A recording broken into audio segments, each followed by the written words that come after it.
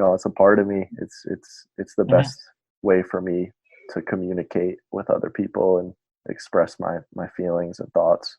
Always has been. Yeah. So it's definitely essential in my life.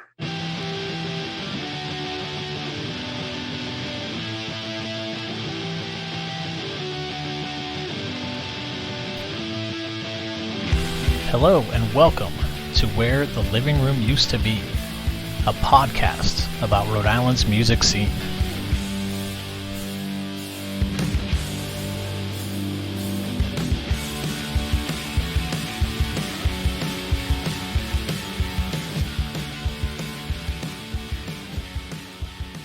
Hey everyone, it's James.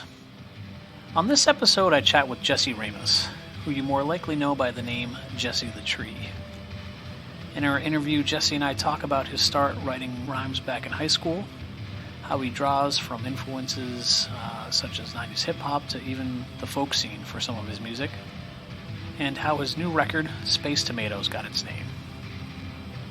Hope you enjoy the episode, and please follow along on Facebook and Instagram at Living Room UTB, where you'll find some show flyers, some photos, and a whole bunch more from Jesse's time in music.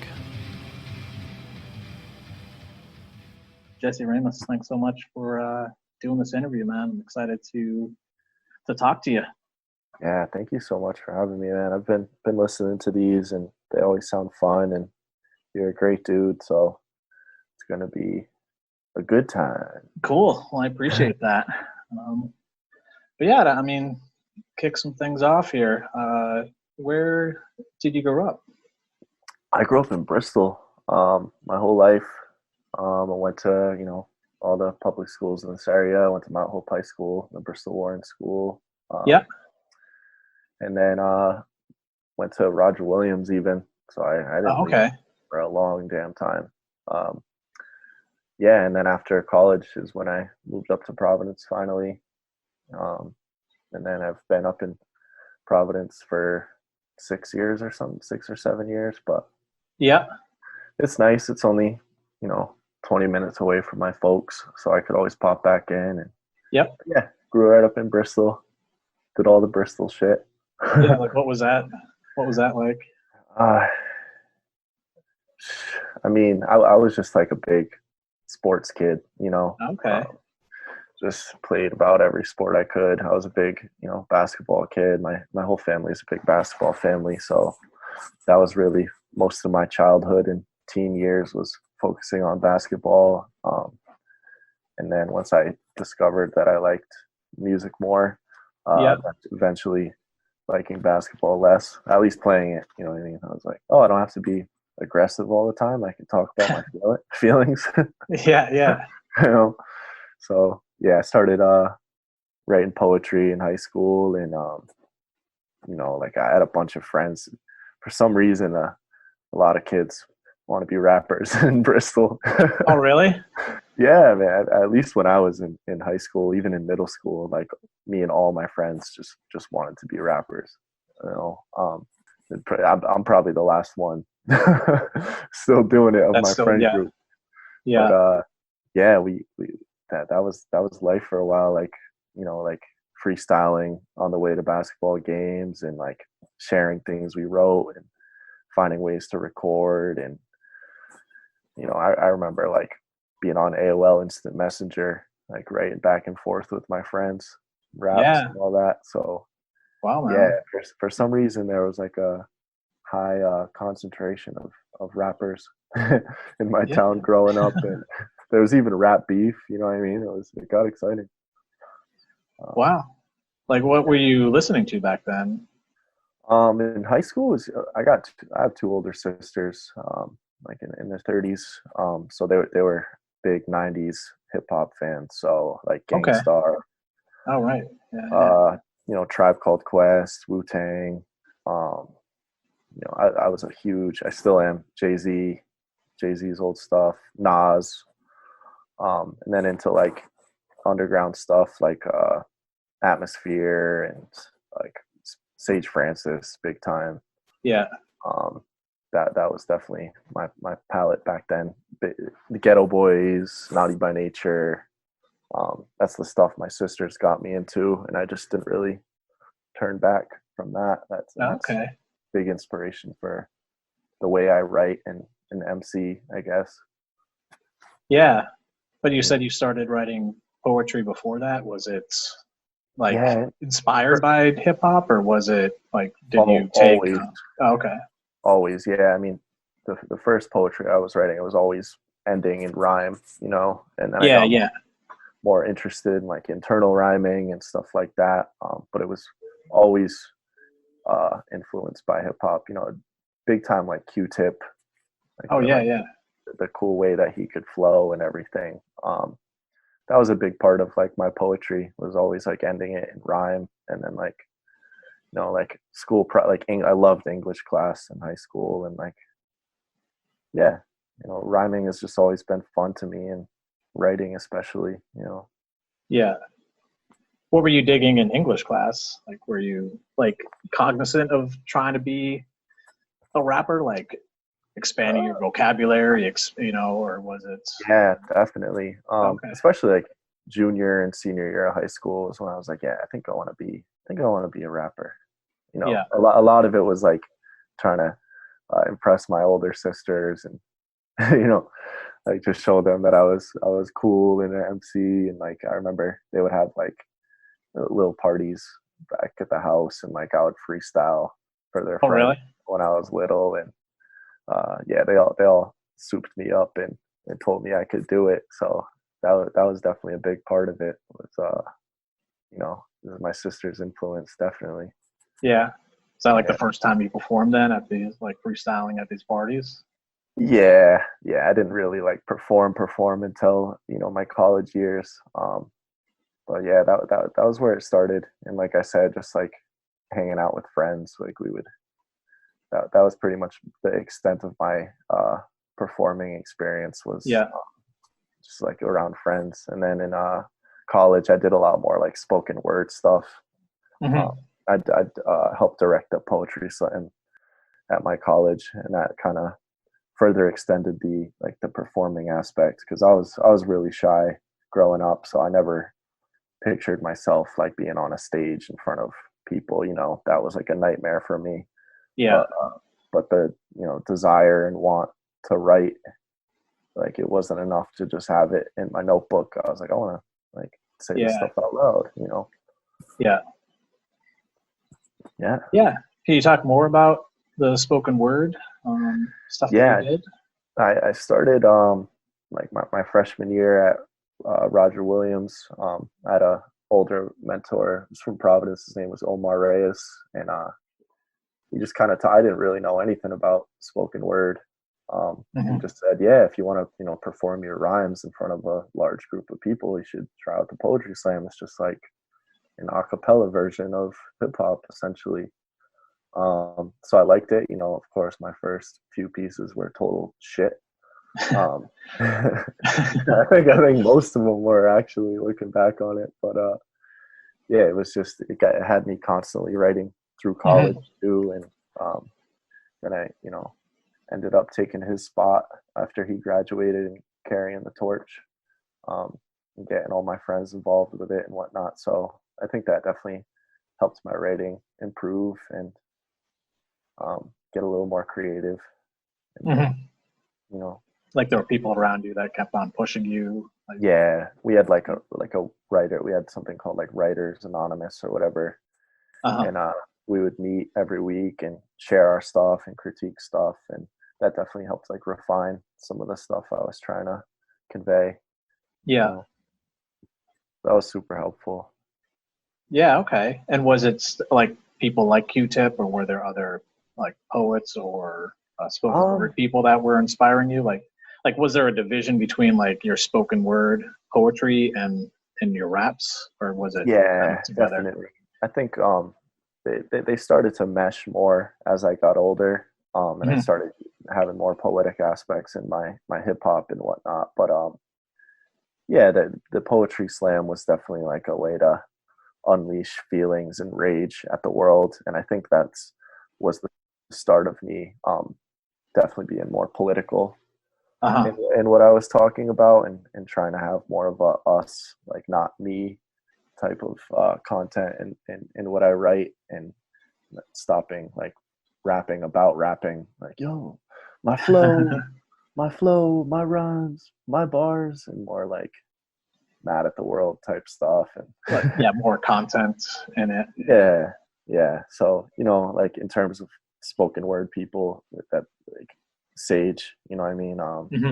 Jared Paul, who's also a Providence dude, listening to and working with Jared a lot, really kind of meshed the poetry and hip hop world for me. And he was really the guy in Providence who got me started and got me shows and got my like feet in the water essentially with hip hop was big time. Jared.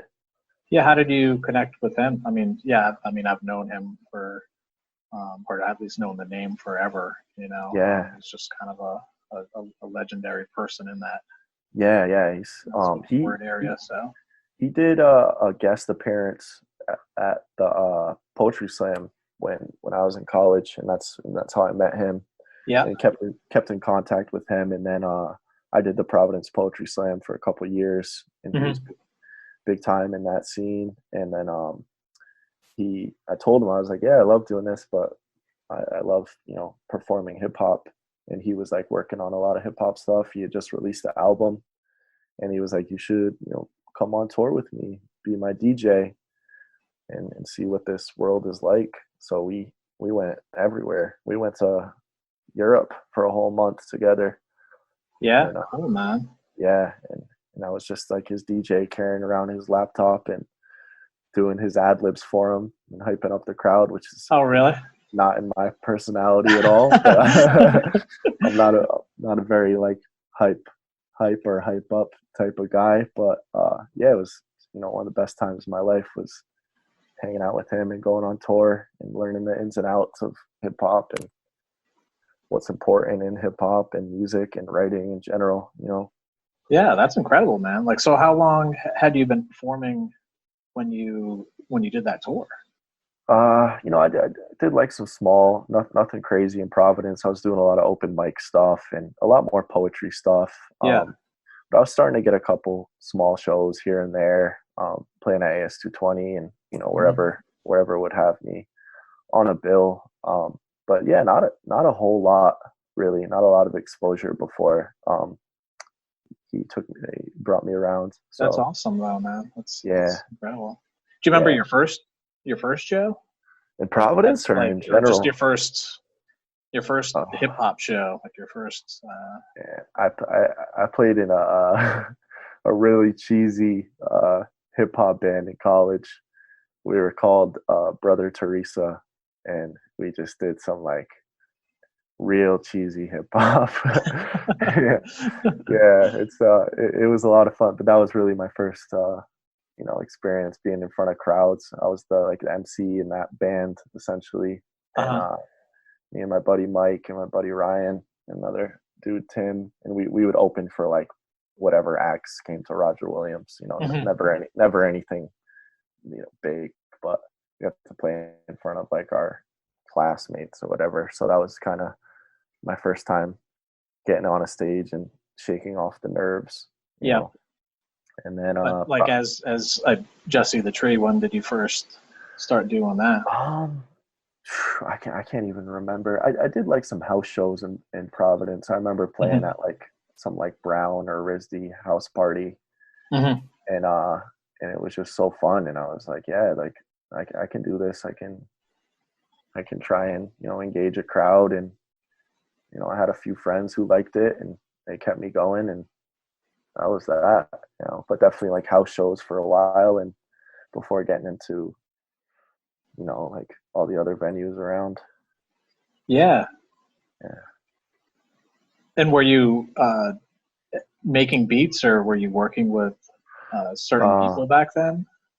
I've never really I've never really made too many beats. That's like very technologically impaired. I can just about use a laptop. So if it wasn't for like my friends who are producers and sound engineers and everything, I'd be up shit's creek. I wouldn't know what to do with myself, you know. But yeah, I worked with my friend from Bristol was my first like producer. His name was Mac. Is Mac? I don't think he's changed his name. But we would record at his little studio spot in Bristol. My first album I put out in 2017 was all his production, and you know, just going from there and meeting people in the scene and getting a beat here and there and putting albums together. Or, you know, yeah, I've met a lot of really great producers, especially in the Providence area. Now my moves pivotal, my ankles in the kiddie pool. I breathe the breeze to keep the city cool. I never pity fools, rid of rules. Fuck these old dudes who want to constitute. They seldom prosecute the monsters like they ought to do. Rambling mind, madman, planted in Providence. Lacking opulence, but I'm ready to rock a continent. Past the condiments and watch me polish off the garbage pit. Feeling sick and restless like Ritalin pills in detention. I pray for ascension to a different dimension. I pray for ascension to a different dimension. I pray for ascension to a different dimension. I never borrow kicks, I can't tell you what you run from. No, I never borrow kicks, I can't tell you what you run from. Never borrow kicks, I can't tell you what you run from. No, I never borrow kicks, I can't tell you what you run from. Never borrow kicks. Is there any producer, beat maker that you'd like to work with, they haven't worked with yet? I'm working with this dude from Baltimore right now. I just got connected with him through Sage Francis, actually. Cool. And he seems like a really cool dude. He's a nice guy, and he's been sending me a couple beats just in the last couple weeks. Nice. So that's kind of my next exciting experience with a producer, especially, you know, somebody from out of town. But yeah, I like to keep an open ear and work with anybody who has a cool sound. Yeah. I did a lot of work with Lewis Morris, who's from Providence. Yeah. He did a few beats, a lot of the beats on my album I just put out, and he's an incredible producer and rapper. So he definitely elevated my sound, I would say. And like I say all the time, it's like you can write your ass off, you can be a great performer, you can have cool content, but if you don't have cool production, tight production, it doesn't really matter. It's not going to go anywhere. You know, it's a big, you know, a lot of moving cogs, and being able to have music that you actually like and that other people can enjoy. It's far beyond being able to rap, you know. It's having a good beats and good people to mix and master your songs. It's a lot of moving parts. That was a new world for me, you know. Yeah, I mean, how would you kind of speak about that experience of being that young rapper that you were talking about in Bristol with all your friends going to basketball games to like actually being a rapper now? Like, is there how much of a difference is there between that? Like, were you aware of everything back then? No, not at all. No. Like, I'm gonna do this. The beats are just gonna show up, and you know. That's exactly what I thought. You know, I figured they would they're just there. I didn't know how much work goes into, you know, making a beat and producing a beat and, you know, mastering a song. That was a completely different world to me. I see how much work those guys put in, and it's wild. But you know, that same, like, I guess, like, wild passion I had when I was a little guy wanting to rap is still the same, you know. It's something I can't give up, really. You know, as goofy as it may sound to, you know, people I grew up with, like, I'm still rapping, you know.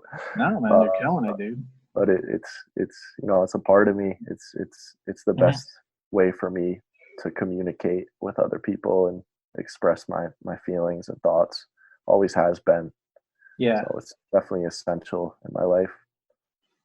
Beyond the fun that it brings, it's more so cathartic, and, you know, the fun part is the cathartic part.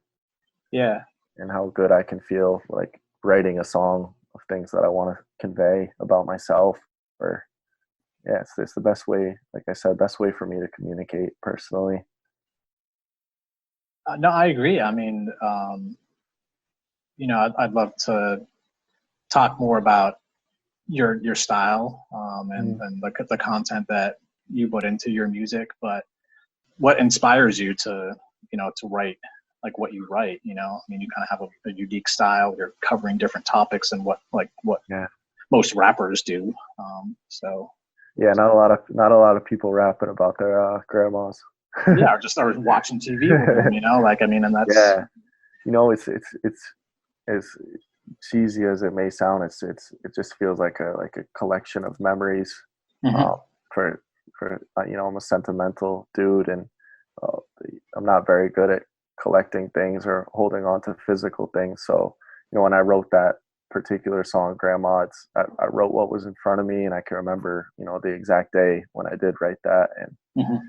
for me, it's kind of just like etching that into reality and something I can hold on to forever. And that hopefully, I think, like you said, other people will be like, oh, cool. I remember hanging out with my grandma, Mhm. watching TV. That was really just inspired by watching like Family Feud with my grandma, and how like cool that felt, and Yeah. how normal it was. But in the same sense, it was like, no, this is important. I'm having quality time with my grandma, and at the same time, like thinking about a lot of other weird shit in Mhm. conjunction with this. Yeah. Yeah, man. No, I mean, thank you for doing that. It's cool. It's cool to be Yeah. able Thanks for listening to it, man. to hear that kind of stuff. But I guess like with the sounds that you have, and I guess to even kind of go back a little bit, I know that prior to doing this interview, when you and I have talked, you've mentioned that you've listened to a lot of folk music, Yeah. Grateful Dead. Mm. Can you talk a little bit more about that? And Yeah. I mean, just as important as I said, like all like the '90s hip hop that I grew up loving, it's like a big part of my writing. Just an equal amount comes from like old folk music. Mhm. Like Bob, like you said, like Grateful Dead, Neil Young, Bob Dylan, Mhm. like that sad cowboy stuff, Towns Van Zandt, Yeah, um, yeah, up up to like Songs Ohia. Um, yeah, I love like that like sad blues shit, and I think they have a beautiful way of writing, especially in that genre, and it's just as influential on me yeah. as anything. You know what I mean? Mhm. But yeah, that's really my favorite stuff to listen to. Really, yeah. The sad cowboy tunes, man. I love that, and I'd like to think I do some like sad cowboy rap sometimes. No, yeah, I definitely can agree with that. That Yeah, it's cool to hear those different sounds come in, and just to um, again, getting back to the new record, that there's just a lot of variations of sounds, and like you're singing on the record hmm at different points, and it's cool that it has character. And yeah, it's not just like in your face rap, which again is hmm still cool. yeah, yeah, definitely. Nothing against like in your face rap, but it's just a well done record, and knowing that, and just being able to kind of communicate that, you can kind of hear that there's just some different elements. Yeah, I've gotten super into like the freak folk scene, like Bill Callahan, uh, Okay. Bonnie Prince Billy, Little Wings, guys like Yeah. that too, and just like it's all the same. People are just trying to express themselves in one way or another. Yeah. Um, but I think that's definitely helped my writing a lot. Hmm. Um, it's taking in other influence rather than just hip hop to learn how to write and like just talk about whatever I'm talking about in these songs. Yeah. I mean, it seems that like looking at just the core of like folk music, that there's that element of communication and emotion. But that's Yeah. really what it is. Mm-hmm. I mean, the songs aren't, most of them aren't that. I mean, using Bob Dylan as an example, like his songs aren't extremely complex. They're like 3-chord songs at times, you know. Yeah. But like the content of what he's trying to communicate is really what brings people in and what has allowed him to do everything that he's done. And, you know, my, small opinion here, but Yeah. I think that you can kind of do that as well. And it's, I don't know if, would you say that it was like a, something that you put thought into, or just something that has kind of happened naturally where like what you're writing about has that emotion to it? Or I would say pretty naturally. I think it just, just as you learn vocabulary and different ways to write, like just listening has been one of the biggest ways that I've been able to grow as an artist, is just constant listening. Mm-hmm. And, being in a music scene, being around other artists, especially like recently working with the band and it's just like, I'm always so in adoration of like the guys in my band and other people who can play instruments so beautifully. And it's like, I want to almost like rap like I'm playing a guitar riff or a wild bass riff. It's like, if I could put that into a word, because I'm not very instrumentally inclined, unfortunately. So I got to try and do it all over a beat in whatever way and however that comes out, Yeah. Well, I'd say there's a lot of people that can play guitar, but there's not a lot of people that can rap like you do. So. Oh, well, that's very sweet. Keep doing what you're doing, man. But yeah, how did you connect with Tree People? Like, what was the plan? Like, was there a plan behind that, or? Yeah, it was a fairly natural thing. It's my buddy Taylor, who plays bass in Tree People. I had a show at the Grange, actually, the restaurant, the Grange. Yeah. And I was just like, man, I don't know how I feel about like in your face rapping at a vegan restaurant. Just like a DJ, like, here I am, Yeah, I was like, that just seems, I'm already, a fairly awkward person on stage. I don't want to be like screaming at people while they're eating their cauliflower wings. Yeah. So Taylor was like, yeah, let me play bass behind you. Okay. That's a super cool idea. And then he was like, my friend Josh, who's a drummer in Tree People, he's like, he could do some real mellow drumming in the background. So that was the first time we played us three. And then I was like, this is fun. It's fun playing with a backing band, especially having other people on stage, so nobody's looking at me the whole time. Yeah. And then from there we added a couple dudes from the band Bocheck. It was a tremendous band in their own right. And so we got guitar and keys now, and it started by Taylor and Josh just learning. For a while we just played as a 3-piece, and they learned all the beats and they would just play them live. Okay.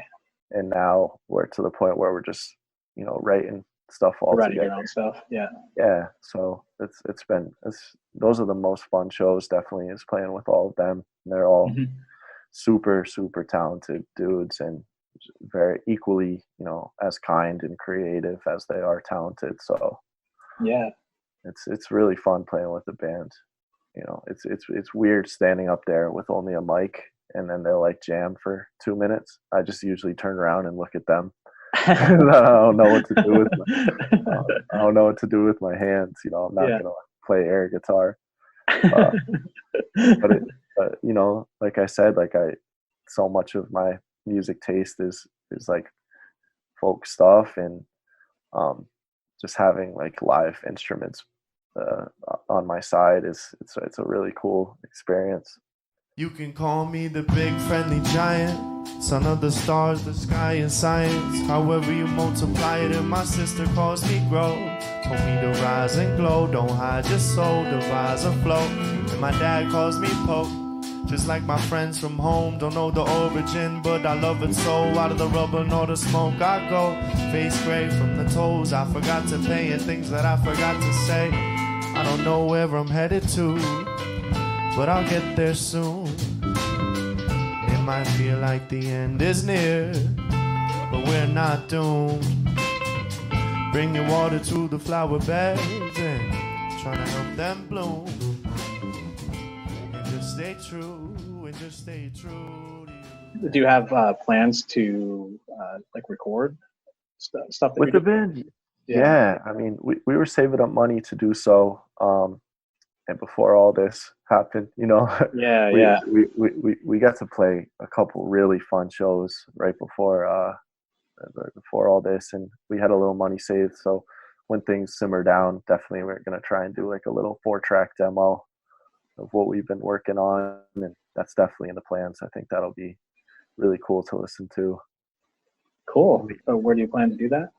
You know, either Big Nice Studio or with my buddy Dylan from Horseside Men at his home. Probably a combination of both. Yeah. Whoever will take us. But yeah, I hope that's definitely one of my biggest musical goals, is to record all of us together and have something physical or at least digital for people to listen to, you know, because we actually have nothing recorded at all. And we've been with the band, we've been playing for a couple of years, so it'd be nice to have something in that arena to show for it, you know. Yeah, because it does have a different element. I mean, it is a different show, you know, like vibe to it. It feels way different, you know. Yeah. I mean, a lot of the content I would say is pretty similar, but it's feels like two different musical endeavors completely. Really. Yeah, which is rad that you have the ability to do that, you know. Yeah, I'm really grateful for those guys and all the work they do. It's funny practicing with them, because, you know, I'll just go home and write, but these guys are like actually building a song instrumentally, which, you know, like I said, it just always like amazes me that people can do that. The same way I see people like flicking around on a computer, editing sound and everything. I'm just always like, how the hell do you do that? I'm like, I'm just typing in like notes on my iPhone. Yeah. That's enough for me of song lyrics. So that's cool, man. Process. Well, yeah, I wanted to talk about some of the people that you've worked with and some of the like records that you've done. So I know that you've did like a collaboration with Slitty Wrists. I remember when that was. Like, what was it like doing that record with them? And you did a bunch of videos, and I mean, that was so fun. He's a monster in his own right. You know what I mean? He's one of the most lyrically and like performance-wise, one of the best artists in Rhode Island in the hip hop scene, definitely. It was a couple of years back. He had like a more mellow song, and he was like, oh, I think like Jesse would sound nice on this. We met playing a lot of the same shows, and we just put together that song Slow.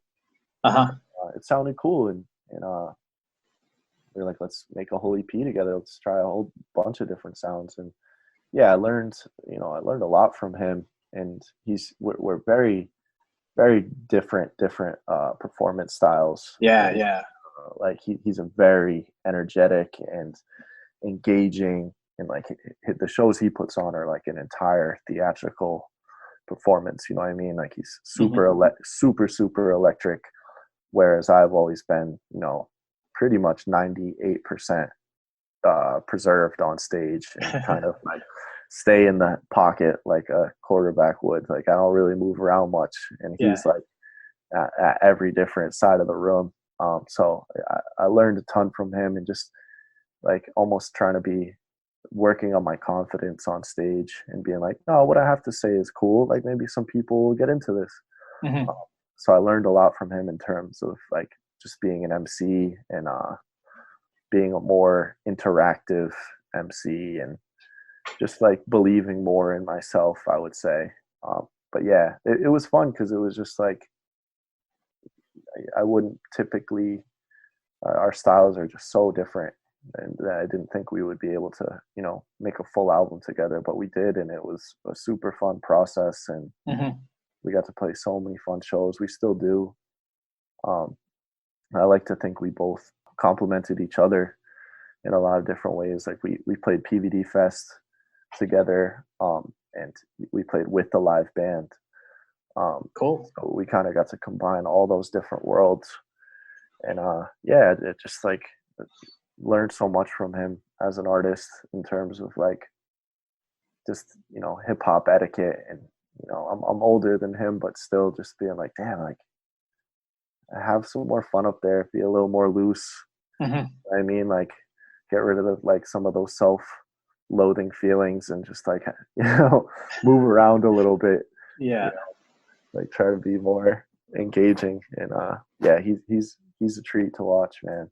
Like his solo shows are definitely super electric.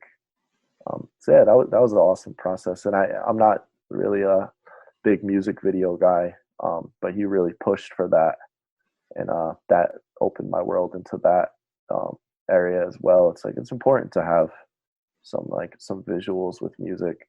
Yeah. So yeah, I mean that's a good fun. transition to the song "Clarity" that you put out, which is Lewis produced that, right? Lewis Morris did that. Yep, Lewis produced it, and then Greg Malazzi did the camera work for it and kind of helped with the idea of it, and Jameer Wilson did actually all the camera work for it. Yeah, that was a blast, man. What was the concept of the video? So we decided to rent a U-Haul and decorate it like it was a just like a living room, bedroom, or whatever. And we got the U-Haul, we loaded it up, and made it look like it wasn't a U-Haul. Yeah. And we drove around for a while, and we found a open parking lot at the Ramada in Seekonk. Okay. And we just, we drove in donuts and filmed the video in a couple hours. And nice. Yeah, it was wicked fun, man. It was. They probably had no idea that they're part of hip hop history right there.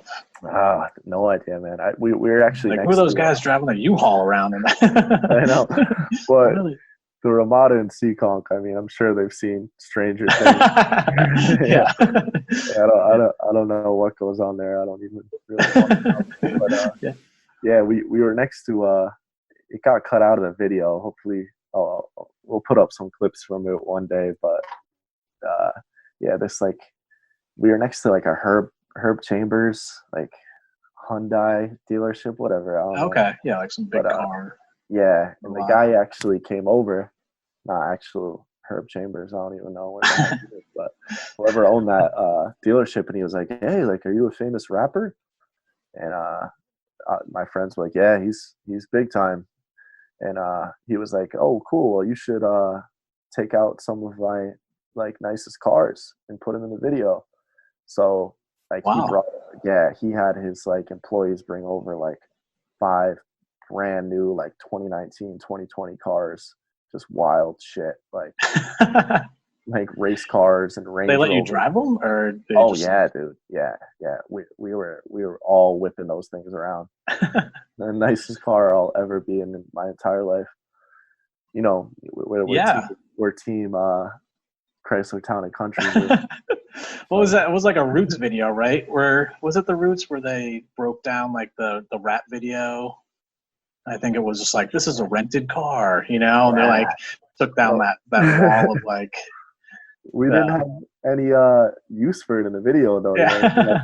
The whole thing was being filmed in the U-Haul. That was the concept. So, but we still whipped them around and had fun in them and got some funny clips. But yeah, that was my like brief pretending I'm a famous rapper moment. That's so cool though. Yeah, that was cool, man. Those cars are. I was like shitting my pants though, because I was like, I don't know how to drive these things. I'm gonna whip it right into the side of this Ramada. Yeah. It's like way too. Yeah. Over. Yeah. In the back of my head though, I was like, I wonder how far this can go. Like, I wonder if he'll just let me keep one. Yeah. They had to be returned. That's a cool experience, though, man. You know, Yeah, the benefits. yeah. Hey, man. You know, sometimes you get a couple free beers at a show. Sometimes you get to drive a 2020 limited edition Range Rover. Yeah.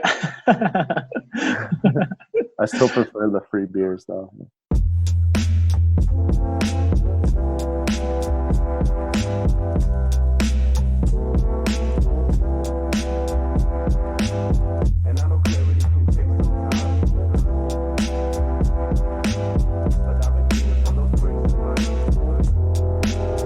I've been known to bend an MC directly over my knee. Dissect the bones like a 40-cent special. Depending on the weather, I am devilish or delicate. My verbal etiquette burn medicals, turn decibel up. I reminisce to a time in which my light shine like a diamond wrist. I'm inclined to slip, sit back and recline and sip. Red wine to the minds it drips. I'm alive as shit. We gonna make it, God knows. But I don't know that cat, maybe a dog knows. Words drip like a dog knows. This is beyond cars and gold, I'm searching for the cosmos. No dose till the roses grow. It gets colder than open toes on a frozen shore. So much that I don't know for sure, but I expose my soul like an open door. And of course it is live from the 401. You can drive through every town before the sun blinks once. From the water to the mall, liquor store to lunch. And you can probably get it done before the clock hits 1. Let it knock in your ears, boombox or trunk. Reporting live and I'm spun, dirt rock from sun. Even in my tube socks, couldn't stop the run. Like I'm Herschel Walker or Tomlinson, son. And I know clarity can take some time, but I've been fiending for those breaks in light. Look, and I know clarity can take some time, but I've been fiending for those breaks in light. You just put out a new record earlier this year, Space Tomatoes. Can you talk about the process of making that? You know, it was that's really my first album where I had like a lot of good like connections and to sound, and it was my first like fully like studio produced album rather than just like, you know, going house to house with my friends and kind of hastily throwing something together. Yeah, it was a collection of stuff that I had made within the year. It wasn't really intended. I wasn't like, all right, I'm making an album. It was more, I'm going to keep making songs, and then we'll see where they go. And I was like, all right, I got a bunch now. Let's just put it on an album. It's about time. Instead of, you know, I have a lot of stuff that I just sit on and never end up putting out. And that stuff was all recent. And I was like, I just want to put it out and see what people think. Yeah. You know? And I didn't really have a name for it, so I texted my mom. I remember I was uploading it into, you know, DistroKid to throw on Spotify and all that stuff. Yeah. And I was like, what the hell do I call it? And I was just going to call it Untitled. Texted my mom, and she was like, oh, call it Space Tomatoes. I'm like, okay, cool. So that's the yeah. That's the extent of where did she pull that out of? Like, I mean, I know that they're a thing, but was it just are they a thing? Space tomatoes? I believe so. I believe that it's like that they try to grow vegetables like as tests for man. I you know, like the International Space Station or something like that. You know, it's like, you know, like living on a different planet, like trying to test that stuff. I believe. Yeah, man. I mean, we'll have to fact check it, but I thought. Yeah, see, man, you're deep without even trying, man. Shit, you know. Like this is like intergalactic stuff, man. You know. You're like, no, just 2 words, you know. that's what that's what I could have said if I, like, you know, was trying to prove a point. Because like, well, you know, this album is about trying to organically produce something in an extraterrestrial environment. Yeah. So maybe you know, future reference, that's what I'll tell people is trying to produce you know, edible things and off the face of the earth. Yeah. But the tomatoes thing, I guess it is kind of deeper than, like I said. I mean, my parents are farmers, and tomatoes has just always resonated with me. My dad grows all types of wild tomatoes, and I have fond memories of those. I actually just started liking tomatoes too, man. Speaking of the palate expanding, I finally like them. And you know, space is cool, man. I mean, you can't go wrong. You can't go wrong with space. Can't go wrong with either of those words. Yeah. There's nothing too risky about that title. Yeah. But yeah, I'm excited to bring up that you and I have been able to work together, and we're gonna put this record out on limited edition cassette. Yeah. So very exciting, man. Yeah, I mean, it's. Do you want to talk about that? Do you want me to? Yeah, I mean, it's all you, man. All right. I mean, it's all you in the sense that like you reached out to me and were super helpful and generous and had the right ideas to get this thing done. Like I said, I just write my songs on notebooks and in my phones, and I'm grateful to know people like you who know how to take it further. And, I'm a huge cassette fan. You know what I mean? I'm not much of a vinyl person. I more so collect cassettes. Yeah. They're just cute, man. They're tiny. You put them in your pocket, and my car is old enough that I can still listen to cassettes in it. Yeah. But yeah, I'm super excited about that, and excited to distribute it to people, and it's like a little souvenir, Yeah, I mean, I'm with you. Like it's, I'm just super excited about being like a small part of this. But yeah, it's just having something tangible kind of makes it a little bit more real and exactly. in my head. And so yeah, these are some super dope tapes. I mean, you picked everything out, but it's like sonic green cassette with kind of like the album artwork like superimposed on the cassette itself, so it's kind of like the wallpaper design is like on the cassettes, and limited to 100. Hopefully some people pick them up, and I'm gonna do some. They better, man.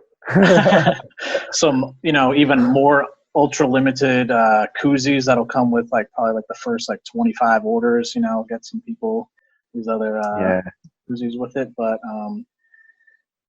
yeah, I mean, there's some expanded artwork. So on the inside cover, you had one of your friends share some artwork. Do you want to talk about that? Yeah, Pulp Prince. She's an incredible artist. She's been doing a lot of work for especially in the hip hop scene. She's extended more now, but super grateful for her work. She's been doing some more of the stuff I'll be working on in the future, and she just has a good eye for stuff. And I was very grateful that she let me use some of her work for the cassette. But yeah, I mean, that's I love the artwork for it, and that's just as important as anything else. You know what I mean? Like it's all tied together, and she did a great job for it. And cool. Yeah, it looks cool. Yeah. So and the koozies will be cool too. Yeah, you can have your Dell's lemonade. But yeah, I mean, if contact Pulp Prince on Instagram, she's working real hard to do a lot of creative graphic design stuff, and it's cool stuff. Yeah.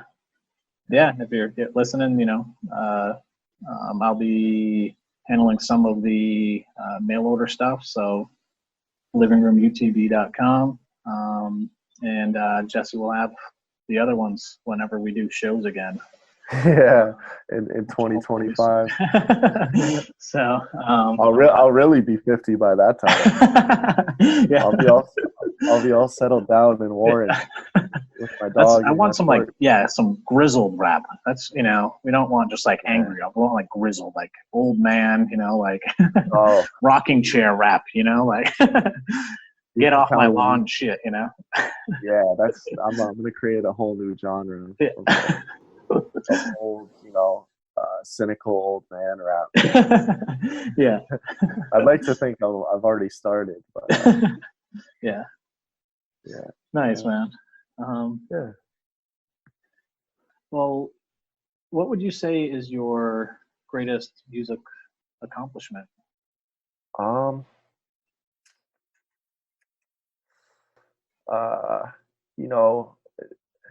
to be honest, I would say just making music that my sister and my family like, you know. Yeah.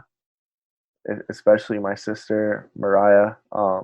She's always, you know, pushed me to be creative and continue down the hip hop lane, and just having a product that I could show her that I worked really hard on, and her, like, she knows all the lyrics to it. She's definitely she wants to be my my merch girl.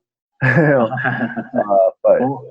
at the live shows, but you know, that's always been my driving force. So to make stuff that was personal to me, that I worked hard on, and have the people closest to me, you know, I guess in a little bit of a larger sense, having the people closest to me enjoy the stuff that I create. There's nothing better than that. You know? Yeah. That's the coolest shit in the world for me. No, man, that's awesome. Yeah. Well, thanks so much, Jesse. Yeah, thank you so much for having me, man. It's been fun. Yeah, this that hungry hip hop, anonymous Sly Fox, unlocking these heart-shaped boxes till the ominous sky drop. Until the vision is less than Cyclops. From the top of my soapbox, like my bones reside in between the lines. We ain't evil by design, we're not feeble, we're alive. So be kind, rewind like death did. Words wrap around your head, sorta like a too tight necklace. And my checklist is show respect, eat your breakfast, protect your neck, and then protest for defenseless kids. Get your rest, cause life is reckless, sorta beautiful mess of unusual stress. But you seem to be a suitable guest. Yeah, the moon theft, make moves like chess, we coalesce. Watch it rise in the east until it's set in the west. And the prize of the quest is the weight off chest. Yeah.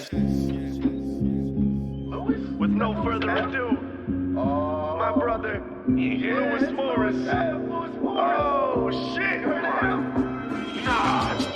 Yeah, my angelic days are over. Cargo drop a gorilla glue for all the broken halos. Put them back together, wear them like a scarlet letter. Whole entire planet knows my reputation. No repentant slaves like I swear to knitted by, and I barely know. Wear it just to make her happy, don't know why I do it though. Heartbeat going faint, I'm standing at the fossils of catharsis. And my chariot awaits for writing, always gets me car sick. I'm cautious about this apathy, it's stony like a rose. The more I try not to feel it, when I feel it all the most. These emotions tessellate into the shaky ground I stand on. A mirror of my sky gray as the curtains on my mind is cloudy. I reminisce of paint, I blink, my only masterpiece hanging in a museum. Stare at my eyeless critics imagining what they seeing. I close my eyes and try to tap into the sense of being. Only way to keep it honest, that's why I made a promise to stick to facts and record hands on a stack of Bibles and the oath when I wreck shit. That's microphones are true.